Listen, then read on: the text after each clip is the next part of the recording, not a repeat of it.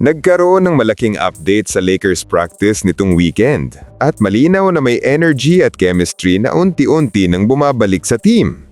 Isa sa mga nag-stand out ay si Luka Doncic na hindi lang nagpakita ng leadership sa court, kundi nagbigay rin ng mga sapatos sa kanyang mga teammates bilang simbolo ng unity at camaraderie bago magsimula ang preseason.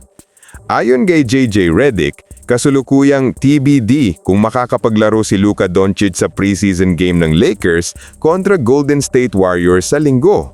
Ang nasabing laro ay magsisimula ng isang stretch ng 3 preseason games sa loob ng 4 na araw. At inihayag ni Redick na tiyak na makakalaro si Doncic sa 2 sa 4 na natitirang laro ng Lakers. Sa practice at scrimmage nitong Sabado, napansin ni Redick ang body language at interpersonal interactions ng mga manlalaro na kanyang sinabing, "The best teams, the best groups, the best organizations in any field, small interactions are so important."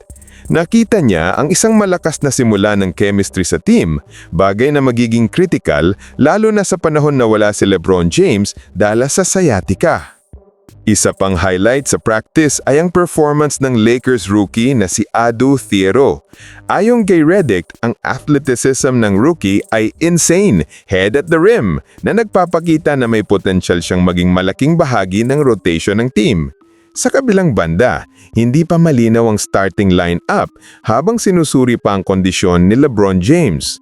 Ayon kay Redick, it is unclear what the starting lineup is going to be. That's the reality, na nagpapahiwatig na marami pang adjustments ang gagawin ng coaching staff depende sa kalagayan ng mga players.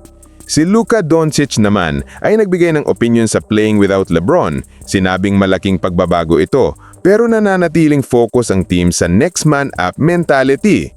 Ang mensahe ni Luka ay malinaw. Kahit wala ang superstar, kailangan ng bawat manlalaro na mag-step up at maging handa sa anumang sitwasyon.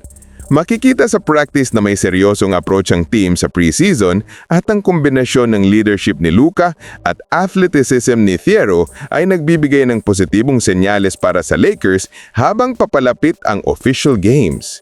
Ang Lakers ay nasa critical na yugto ng preseason.